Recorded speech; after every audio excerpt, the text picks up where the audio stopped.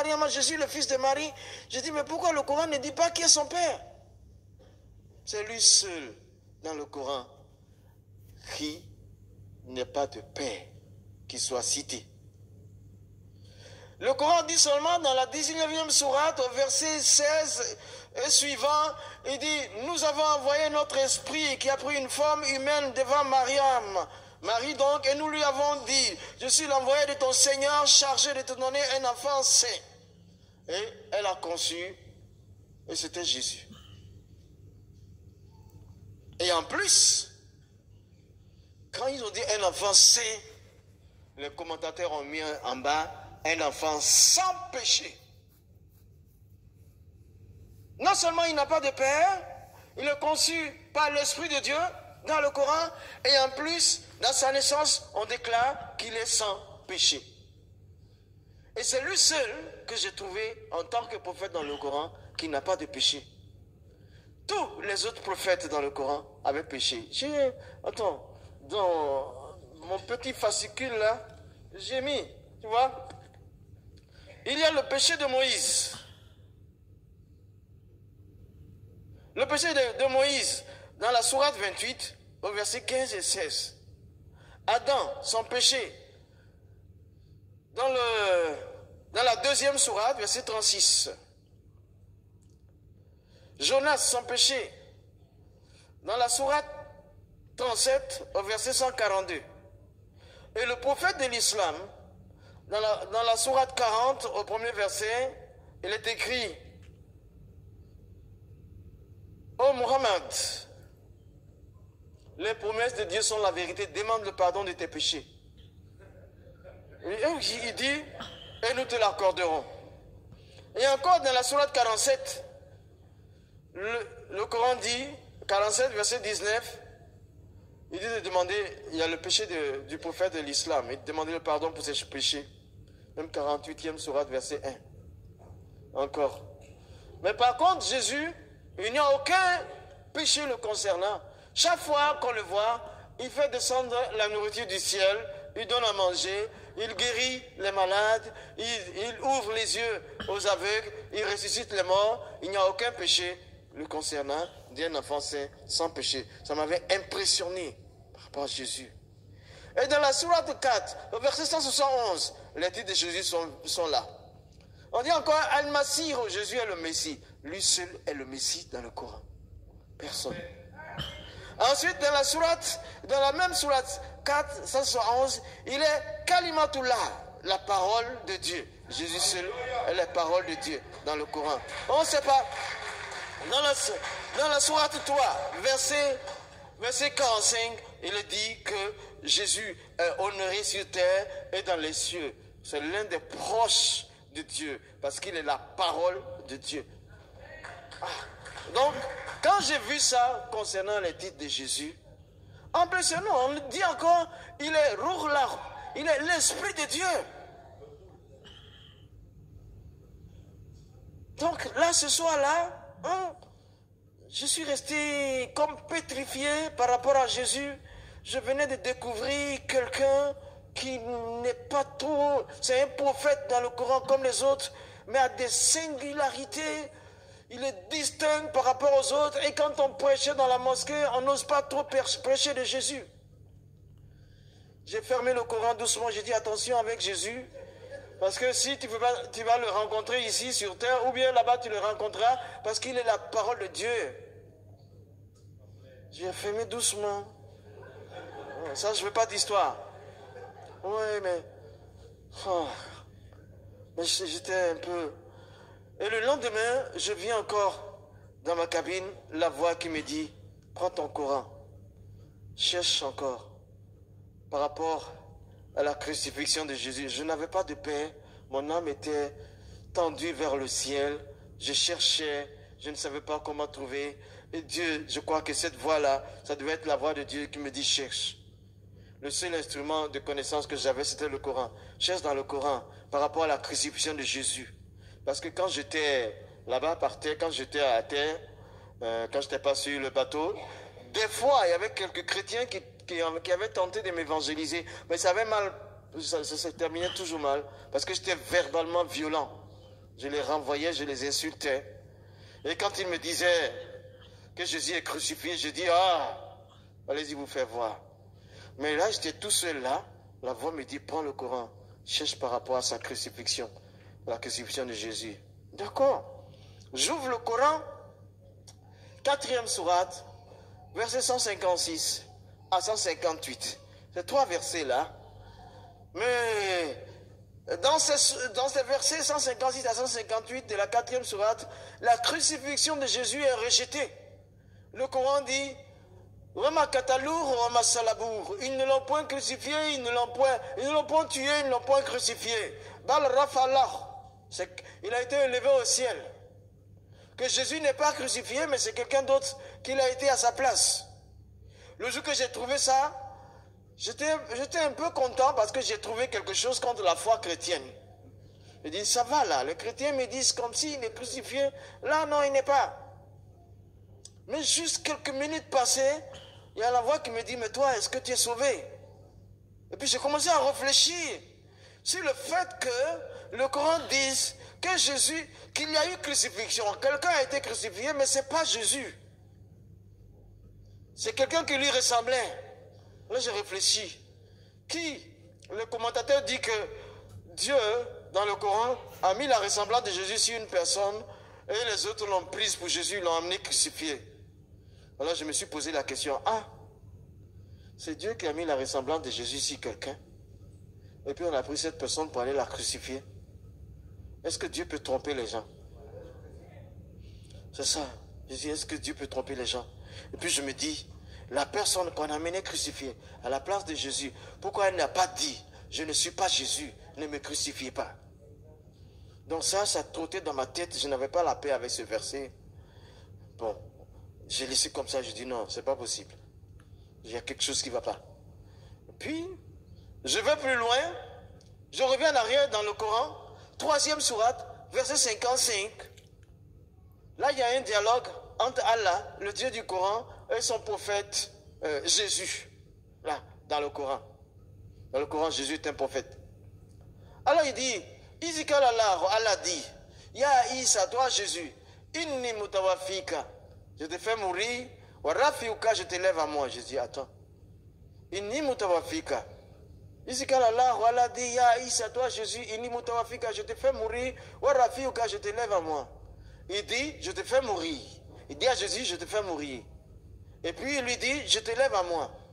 C'est 2 verbes qui sont collés. Il n'y a que une condition, une coordination, je ne sais pas quoi. C'est oui, conjonction de coordination. Ça c'est le français. Donc c'est Inni mutawafika, je te fais mourir. Conjonction de coordination, c'est wa. Et rafiuka, je t'élève.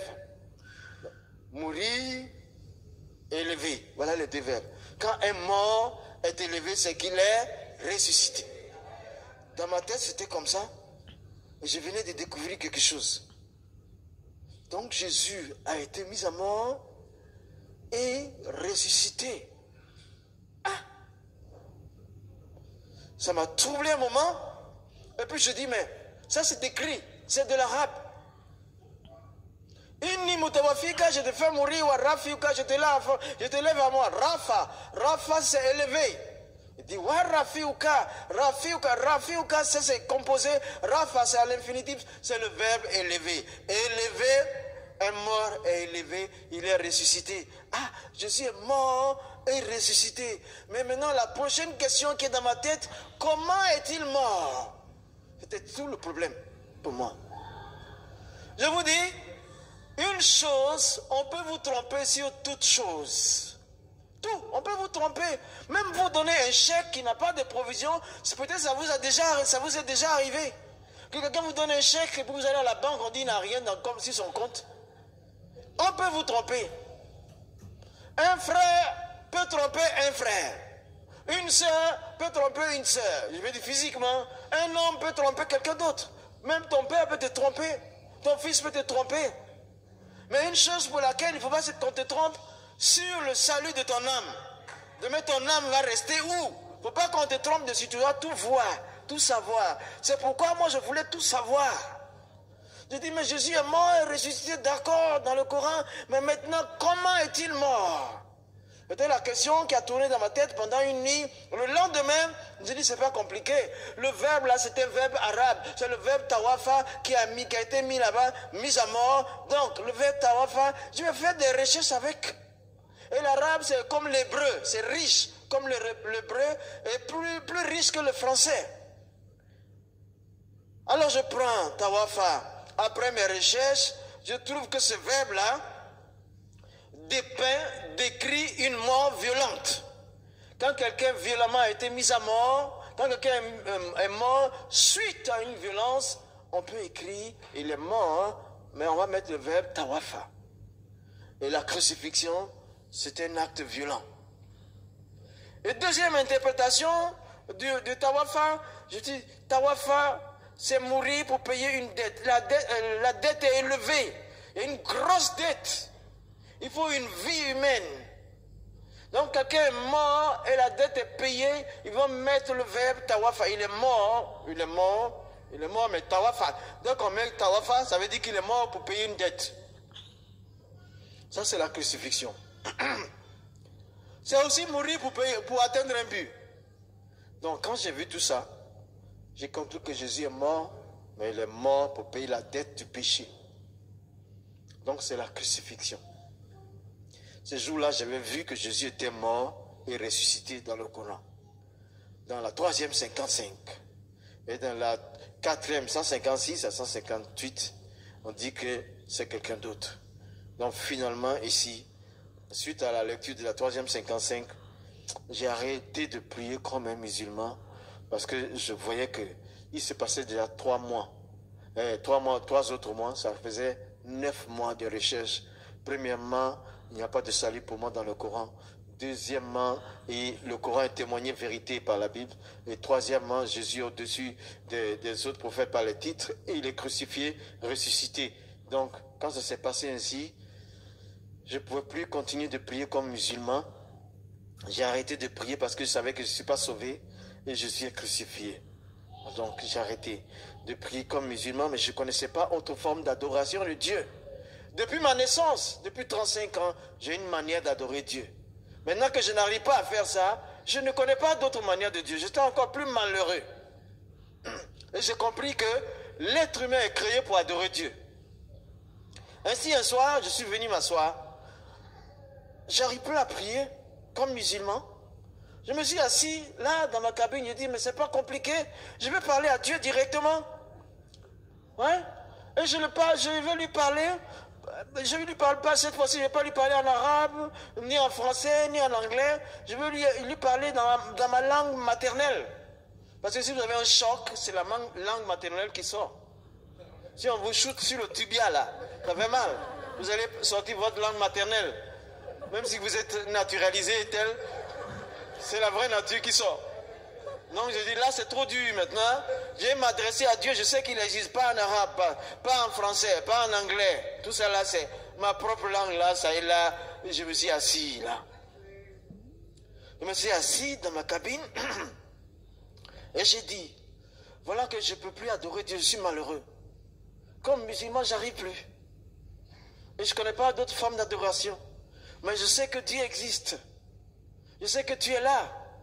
Et je voudrais que tu me parles parce que moi, je suis le 14e imam depuis la génération de mon père.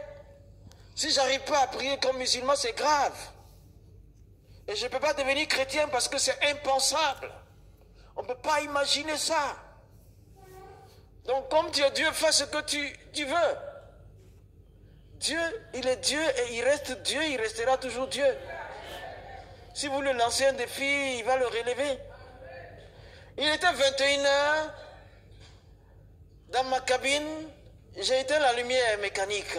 J'ai touché à l'interrupteur, ça s'est éteint là.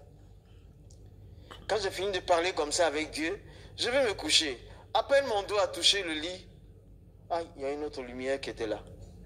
Il y a une autre lumière. Qu'est-ce que c'est? Je me souviens d'avoir bien éteint une autre lumière. Je m'assis. Et puis, le temps de revenir de cette surprise, je sens une présence physique dans la cabine. je vois, il y a un homme qui est là. J'étais assis et il a mis la main sur mon épaule. Droite. J'avais peur. Mais je me suis dit à un moment donné, même si j'ai peur, on n'est que deux. La peur ne me servira à rien. Donc il vaut mieux faire quelque chose et être courageux.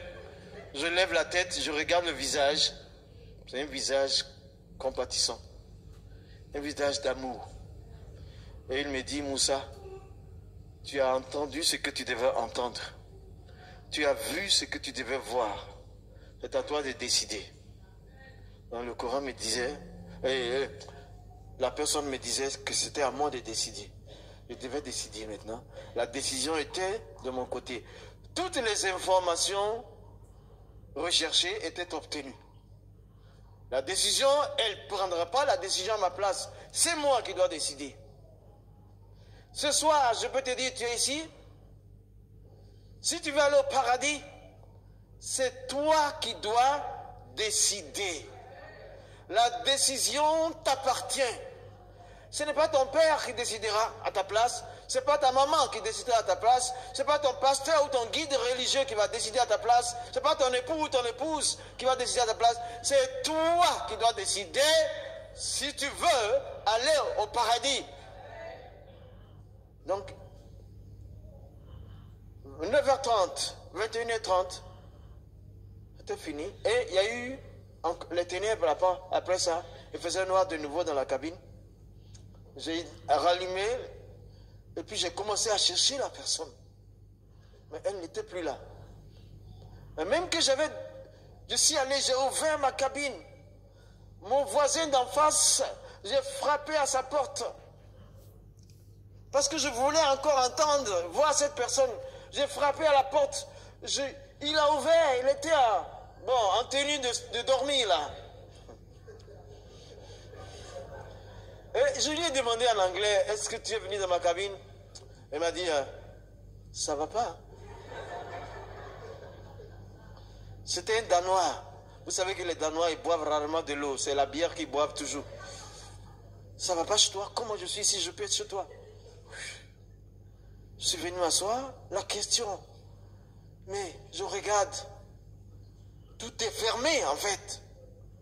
Dans la loi de la navigation, quand le navire est sur la mer, les portes sont toujours fermées.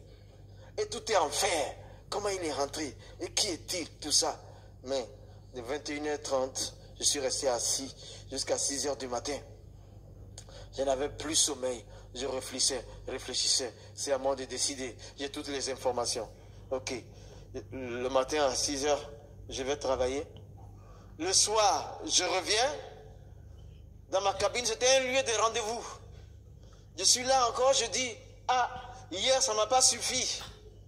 Aujourd'hui, tu es Dieu, fais ce que tu veux, mais j'arrive pas. Hier ça ne m'a pas suffi. J'arrive pas à prier musulman, toujours. Aujourd'hui, fais ce que tu veux. D'ailleurs, aujourd'hui, je ne vais pas éteindre la lumière. Je vais la laisser allumée. Je viens de loin, les amis. C'est pourquoi je suis fou de Dieu devant vous. Donc je dis, non, je ne t'ai pas. Fais ce que tu as fait hier, ce n'est pas suffisant. Je me suis assis, je parlais comme ça.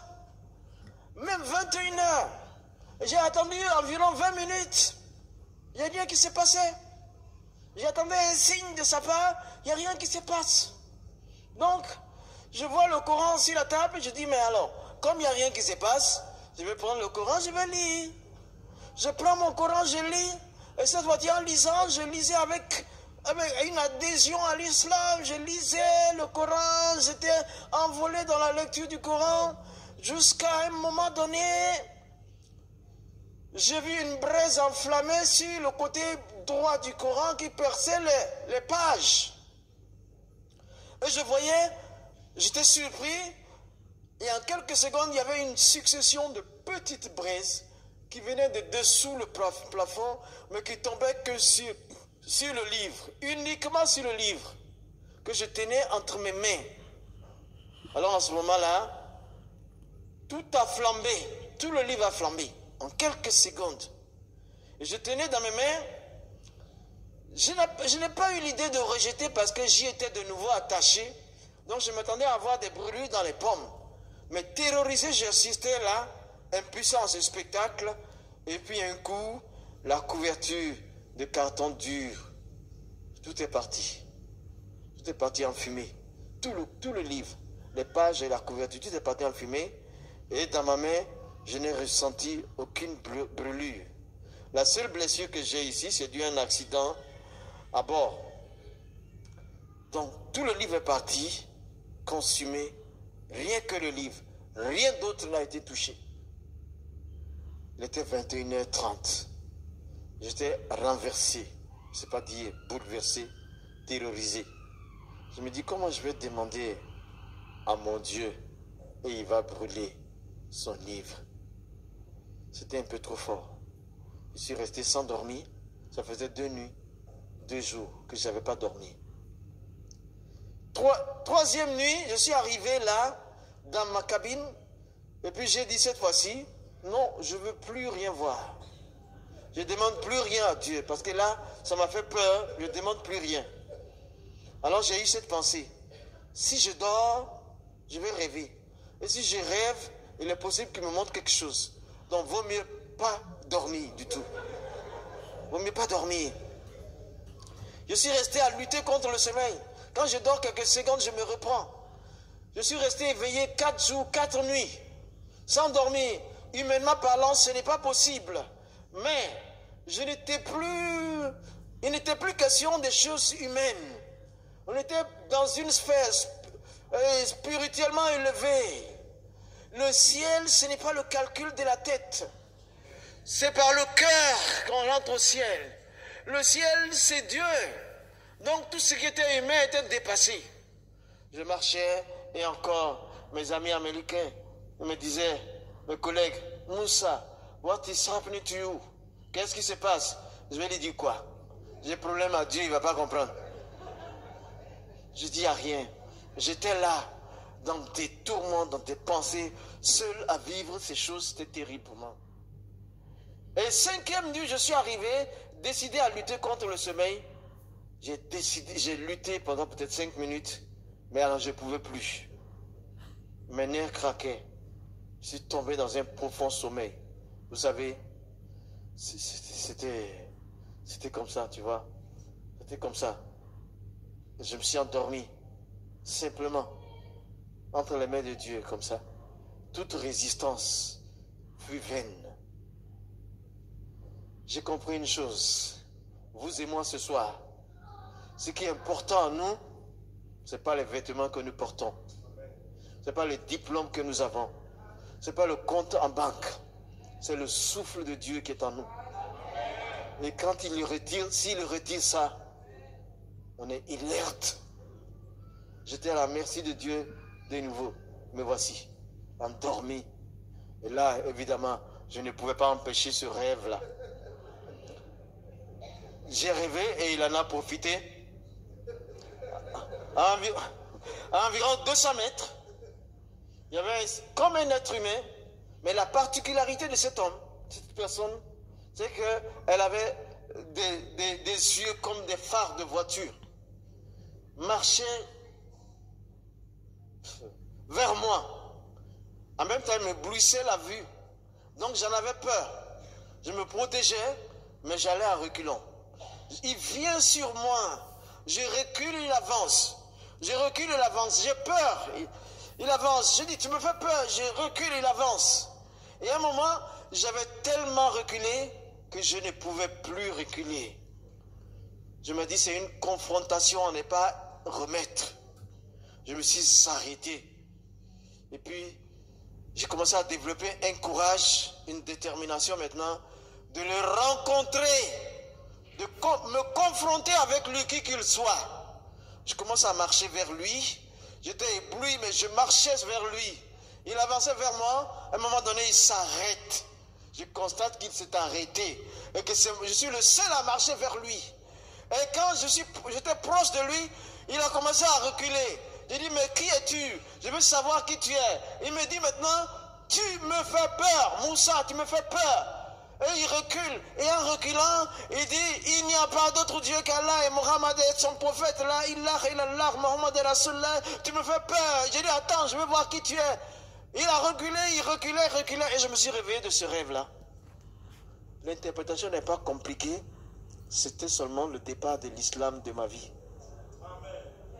Après 9 mois de recherche, pas de salut pour moi dans le Coran. Le Coran témoigne de la véracité de la Bible. Et je suis au-dessus des autres par ce titre. Il est bel et bien crucifié. Et tous ces signes-là, mon contrat aussi, après quelques années, je pense 7 ou 8 ans, à bord. Le jour-là où j'ai eu ce songe, c'était la fin de mon contrat à bord. Je devais débarquer.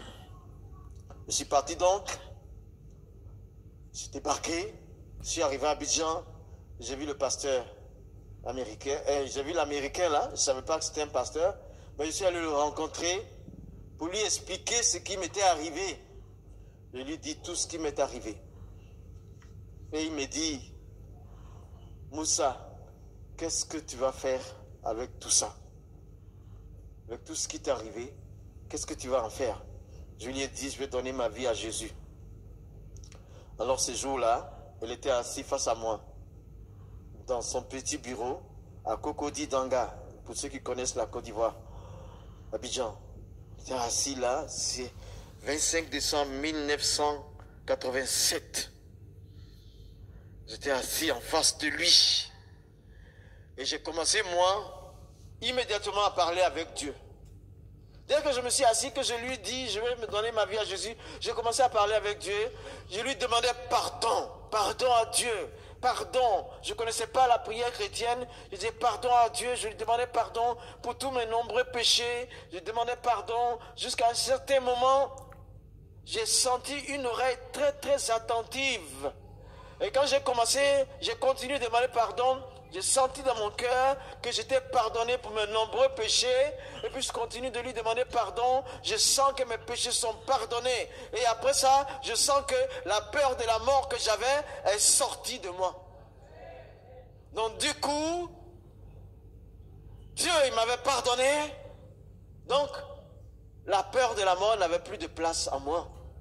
J'avais peur de mourir parce que mes péchés pesaient sur moi. Mais à partir du moment où mes péchés sont enlevés, la mort n'a pas de sens pour moi. Elle ne montre que son incapacité pour moi. Jésus m'a pardonné. Il n'y a plus de péché. C'est comme ça, il a dit, Jean 5, 24, en vérité, je vous le dis. Celui qui écoute ma parole et qui croit à celui qui m'a envoyé, il a la vie éternelle, il ne vient pas en jugement, il est passé de la mort à la vie.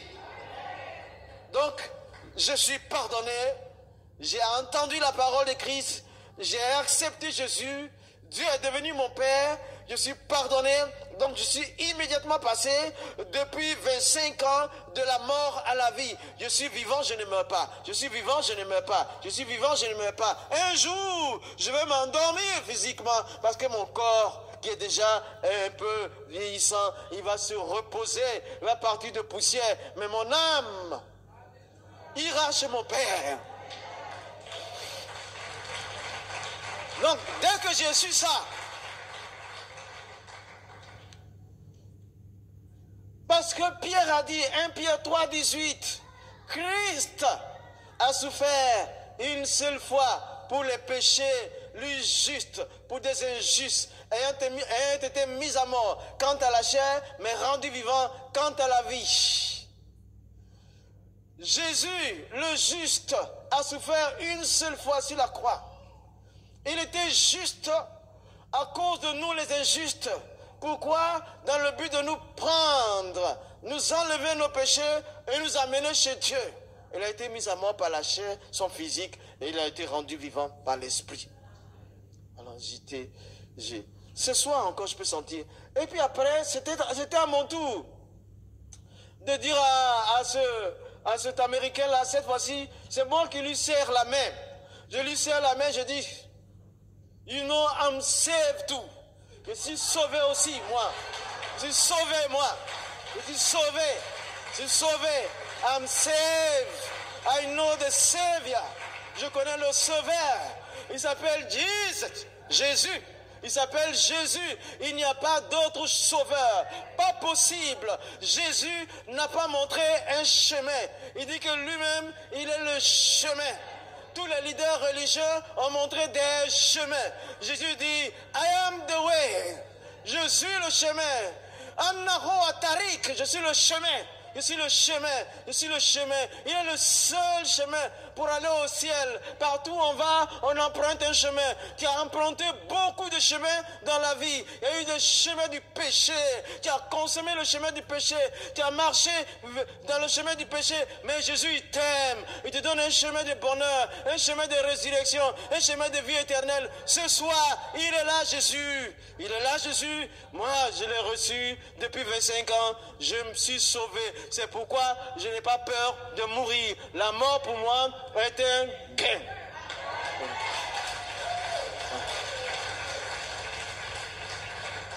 Je ne veux pas, mais les amis, c'est la vérité.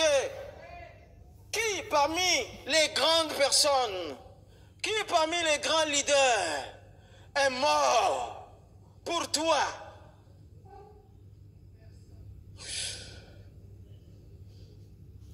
C'est pas possible. Quand j'ai dit à John, il s'appelle John, j'ai dit, you know, I'm saved too. Je suis parti. Je suis parti sur lui, le but était accompli. À l'époque, mon aspect, vous savez, c'était l'époque où on était afro. On avait les cheveux afro comme des cases rondes. C'était comme ça. Moi, j'avais une grosse tignasse comme ça. Même quand je travaillais, un tournevis de 10 cm, je le mettais dedans. Je le mets dedans et puis je travaille, je reprends. Et c'était comme ça, j'étais avec un jacket, blue jean, et puis un t-shirt en bas, Che Guevara, bottillon américain. C'était mon aspect, mais je pleurais, tout était mouillé, de larmes de joie, de larmes de paix, de larmes de réconciliation. J'étais réconcilié avec Dieu. Non, c'est fini.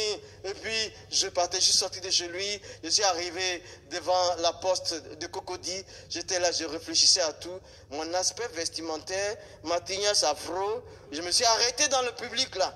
À côté. Je me suis arrêté tranquillement. J'avais comme les yeux fermés. Et puis, je voyais défiler mes péchés, les yeux fermés. Ça passait. Et la voix dit, tu vois, tu étais exécrable. Mais je t'ai pardonné. Ça a duré 10 minutes parmi les gens. Et quand j'ai ouvert mes yeux, il y avait un attroupement là. Des personnes qui se sont dit, mais ce jeune homme là, qu'est-ce qui lui arrive? Il se bloque comme ça en public. Et puis le plus âgé, c'était un papa sénégalais là, qui vendait les journaux là. Il avait un kiosque à journaux. Il s'est approché vers moi et dit, petit, qu'est-ce qui se passe? Il dit, petit, il y a quoi? Je lui ai dit, c'est Jésus. Et il a dit aux autres devant moi que le jeune homme là, il devient fou. Mais c'était vrai. Il avait dit la vérité. Écoutez, j'avais 35 ans. Et c'est ce jour-là, je m'étais converti à Jésus. Et il a vu que j'étais fou. C'était une folie qui a commencé à 35 ans, mais qui dure maintenant jusqu'à 60 ans. Je suis fou. Les amis, je vous dis que je suis fou. Je suis fou, mais je suis fou de Dieu. Je suis fou de Dieu. Je suis fou de Dieu. J'aime Jésus à la folie divine. Je suis fou de Dieu. Je suis fou de Dieu. Et c'est le temps, 2013. Il faut être fou de Dieu qui sauve. Pour pouvoir parler de lui. J'allais de pas partout. Je parlais de Jésus. J'ai vu tant de miracles dans ma vie.